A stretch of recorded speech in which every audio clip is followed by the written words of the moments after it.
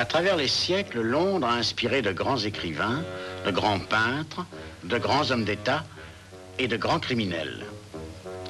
Mais en 1896, le plus grand de tous ces criminels fit soudain son apparition. Personne ne connaissait son identité. Il ne laissait jamais de traces derrière lui et Londres tout entier attendait avec angoisse le moment où il allait de nouveau frapper avec une folle audace et une réussite terrifiante.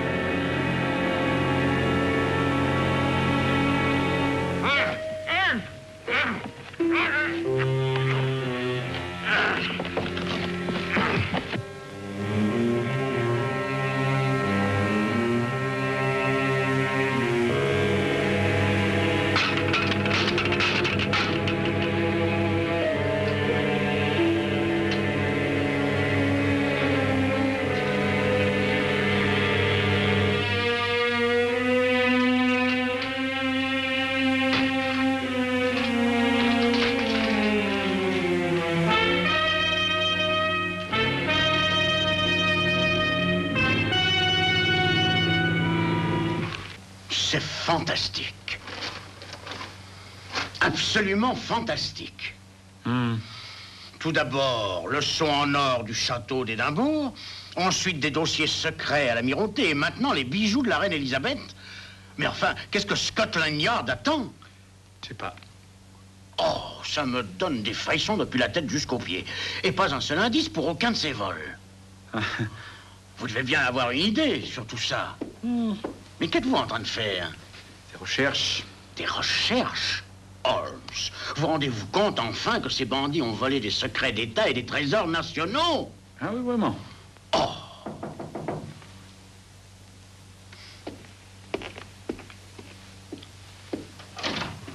Ah, bonjour Lestrade, entrez donc. Bonjour, Dr. Watson. Holmes est ici? Mais il est ici, mais c'est exactement comme s'il n'y était pas. Je vous trouve enfin, Holmes. Ah, bonjour Lestrade, vous êtes matinal. Vous seriez matinal, vous aussi, si vous aviez toutes les personnalités de Londres à vos trousses du matin jusqu'au soir. Oui, je pense que ça doit rendre le sommeil assez difficile, bien sûr. Holmes, j'irai droit au but. J'ai besoin de vous. Ah oui? C'est au sujet de ces vols extraordinaires. Le gouvernement s'en prend à nous. Ce voleur et sa bande se moquent de tous les pièges que nous leur tendons. Et le haut-commissaire demande des résultats. Je comprends. Votre position est compromise et vous voulez la rétablir. Ah bien, d'accord, Holmes. Envisagez ça comme ça, si vous voulez. Mais Lestrade, la seule chose que vous ayez à faire pour regagner la confiance de vos supérieurs est de vous arranger à capturer ce criminel vous-même. Mais Eh bien, Bien. Au revoir, monsieur Holmes. Au revoir, Lestrade. Au revoir. Lestrade, si je peux vous être utile, n'hésitez pas à faire appel à moi. Merci, Dr. Watson. Au revoir. Au revoir.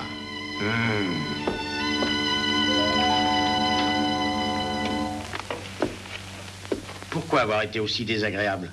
Il n'était venu que pour vous demander de l'aider. C'est le travail du Yard de régler cette affaire. Et de plus, je n'ai pas envie de l'aider.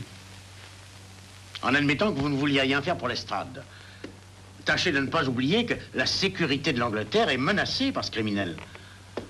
Oui, je sais que vous êtes débordé, Holmes, mais vous ne semblez pas réaliser que... C'est un mélange très spécial, Watson. Vous ne l'aimeriez pas. Oh, excusez-moi, Watson. Je ne voulais pas vous vexer.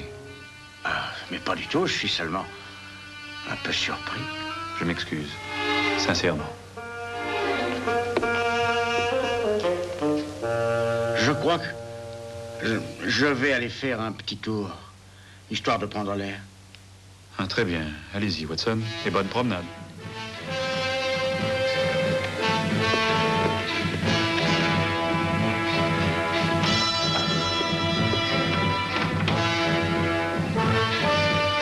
La conduite bizarre de Holmes avait suffi à me mettre les nerfs à fleur de peau. Mais maintenant, c'était de l'angoisse que j'éprouvais, car j'avais vu quelque chose de curieux. Du moins, je pensais avoir vu quelque chose. Peut-être étais-je victime de mon imagination, de mes nerfs, mais j'aurais pu jurer qu'au milieu du tabac, dans le pot, il y avait un collier de diamants.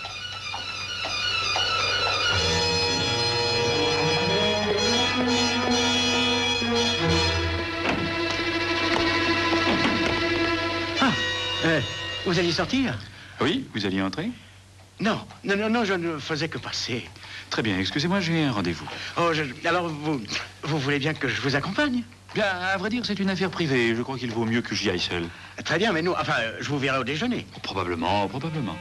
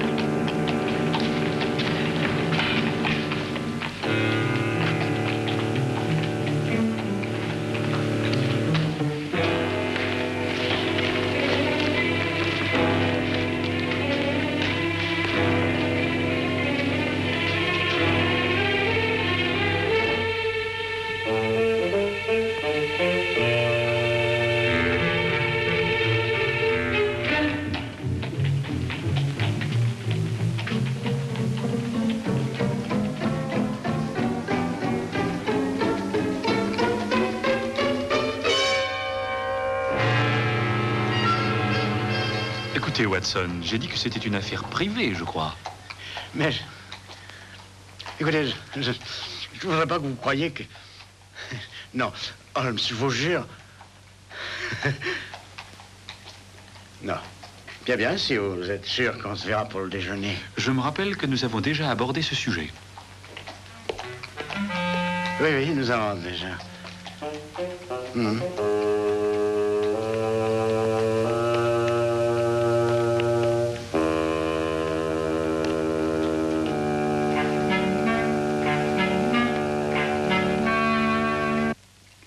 À mon retour, il eut la bonté d'oublier l'incident de la matinée, ou du moins de faire semblant de l'avoir oublié. Merci, Watson. Maintenant, j'espère que vous m'excuserez si je prends mon café sur le bureau. J'ai plusieurs choses à examiner rapidement. Non, bien sûr, mon vieux, allez-y. Merci. La seule allusion qu'il y fit fut une remarque sur un autre rendez-vous personnel qu'il avait l'après-midi. J'eus l'impression qu'il appuyait ostensiblement sur le mot « personnel ». Quant à moi, malgré tout ce que l'expérience du matin avait eu de terrible, j'étais plus que jamais décidé à poursuivre mon enquête. Et pour cela, un point important s'imposait à mon esprit. C'était que pour rivaliser avec Sherlock Holmes, il était indispensable de ne pas s'en tenir aux méthodes ordinaires.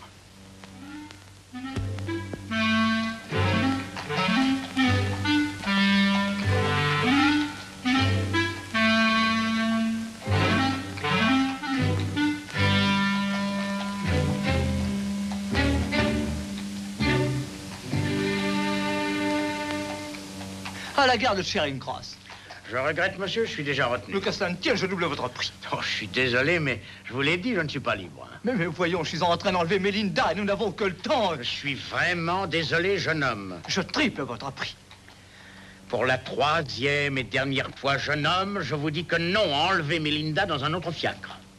Ah, personne ne nous comprend, ni votre père, ni ma mère, ni cet imbécile. Venez, Melinda, nous combattrons le monde tout entier. Mais nous lui prouverons notre amour.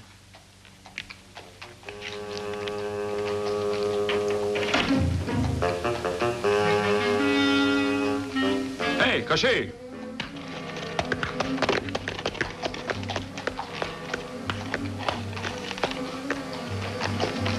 Conduisez-moi au 60... Mais au nom du ciel, qu'est-ce que vous faites ici?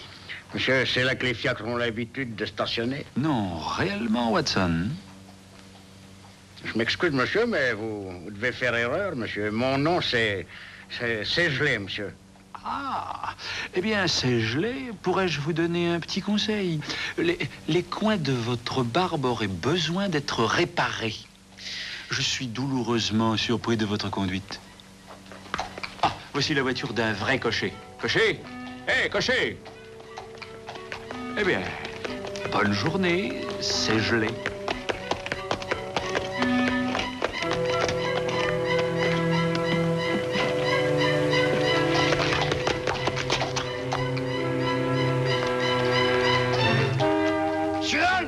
Monsieur Holmes! Monsieur Holmes, attendez, Monsieur Holmes! Est-ce que votre fiacre est libre? Oui, monsieur. Bon, 68 Bleak Street, et tâchez de vous grouiller, hein. Faut que je rattrape le monsieur qui vient de partir, là. Entendu, 68 Bleak Street, c'est comme si on y était.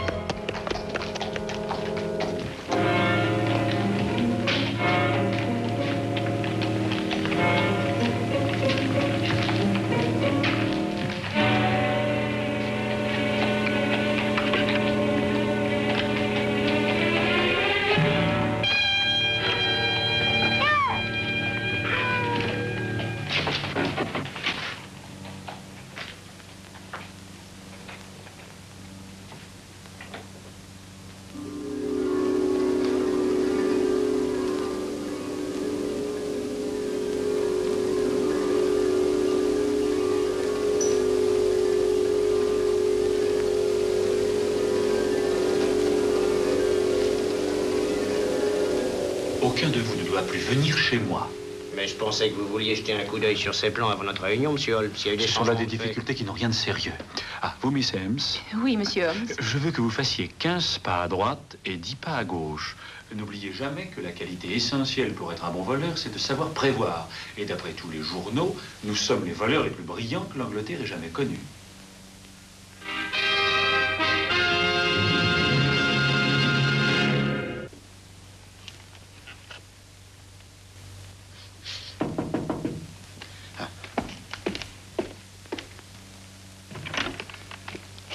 Bonsoir, Dr. Watson. Est-ce que Holmes est ici? J'aimerais lui poser une question. Chut, chut, chut, chut. Je suis si heureux que vous soyez venu. Vous êtes le seul homme que j'avais envie de voir. Asseyez-vous, voyons. Asseyez-vous. Et que se passe-t-il? Chut. Écoutez, Lestrade, il faut que vous me promettiez de garder le secret que je vais vous confier jusqu'au jour de votre mort. Si le haut-commissaire ne se calme pas, ce jour-là ne tardera pas à venir. Je connais le voleur que Londres tout entier redoute. Qui est-ce? Holmes. Holmes. Holmes. Oh, Holmes! Pourquoi? Vous plaisantez? Je voudrais bien. Holmes, Holmes! Oh, je ne peux pas le croire. Je peux le prouver. Mais là n'est pas la question. Il faut absolument mettre la main sur Holmes, puis l'enlever et l'enfermer dans une maison de santé. Ah oui. Holmes. Oh, bonsoir Lestrade. J'ignorais que vous étiez ici. Oh, je suis juste venu vous dire bonjour.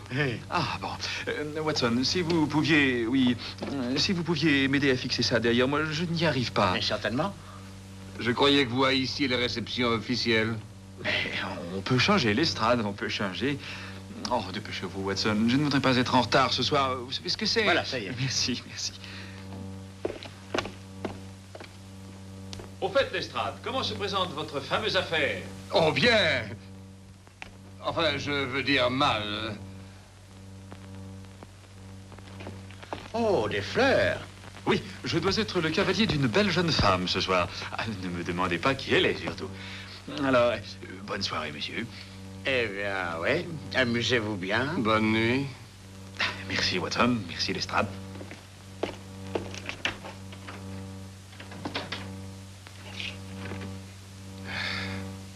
Si nous savions seulement ce qu'il compte faire. Tâchons de réfléchir comme Holmes l'aurait fait. Je veux dire, quand il était normal. Ouais. D'abord, je trouve que la tenue de soirée est bizarre. Oh, il est invité à une réception ayant lieu chez le ministre des Affaires étrangères. Ça expliquerait la tenue. Oui, mais à l'ordinaire, il n'est pas du tout amateur de ce genre de réjouissance. Par conséquent, il doit avoir une raison spéciale pour y aller ce soir. Peut-être bien que... Oui. Oui?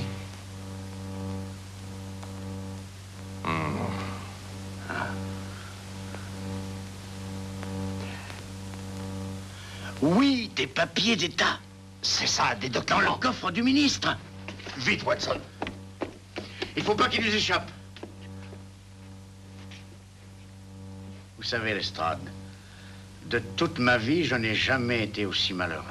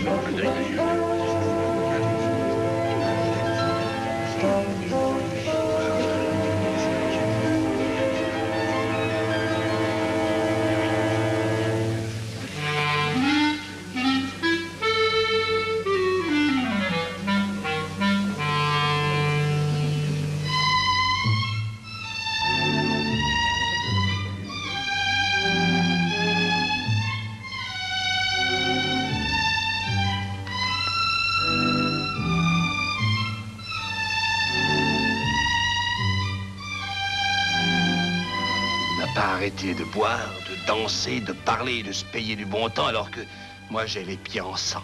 Oui. Où est-ce que le ministre a son coffre? Dans son bureau? Nous ferons bien d'y aller immédiatement et d'être prêts à toute éventualité. Le danger va être plus grand maintenant que la soirée tire à sa fin. Vous avez raison, allons-y.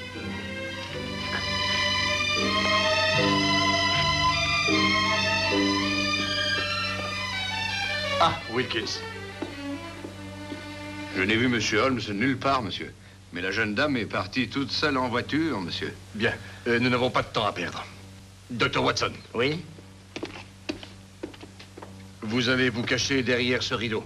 Et, Wilkins, vous, attendez ici. Dans ce réduit. Je veux que vous y restiez jusqu'au moment où nous aurons besoin de vous. Oui, monsieur. Moi, je vais rester dans le hall. Nous aurons Holmes, quoi qu'il tente de faire. Entendez. Bien.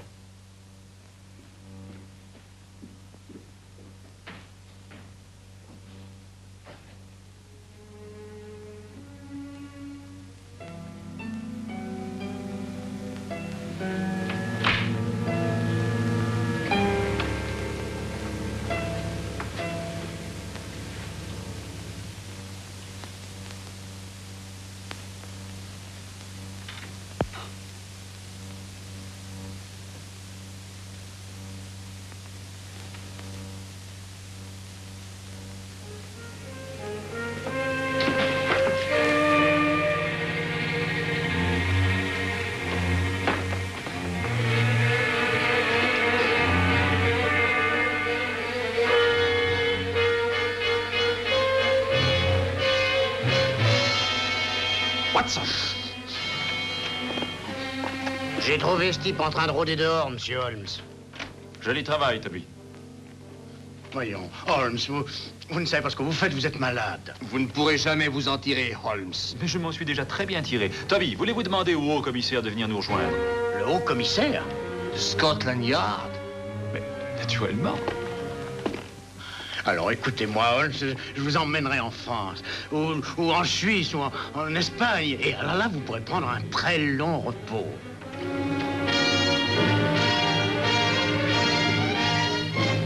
Et voilà, commissaire. Très beau travail, monsieur Holmes. Splendide. Oh, monsieur. Vous aussi. Mais de quoi parlez-vous, Lestrade? Et ne restez pas les mains en l'air. Vous n'êtes pas en danger. Oui, monsieur. Monsieur Holmes, notre pays a envers vous une immense dette de gratitude pour le service que vous lui avez rendu. Service? Danger? Mais qu'est-ce que tout ça signifie, monsieur? Le gouvernement, depuis quelque temps, s'inquiétait beaucoup au sujet de l'efficacité réelle des mesures employées pour garder certains de nos trésors nationaux et certains papiers secrets. La question fut discutée dans les différents ministères et au Yard. Il fut finalement décidé que nous nous soumettrions à un test. Vous aidiez Scotland Yard? Mais pourquoi ne pas m'en avoir parlé? Parce que la seule chance de laisser sa valeur à l'expérience était de la garder secrète. Toute réaction personnelle devait être naturelle. Les hommes de Scotland Yard ne devaient rien savoir, étant eux aussi soumis au test. Il était essentiel que chacun crût à la réalité de ses vols pour que cette expérience puisse être menée à bien.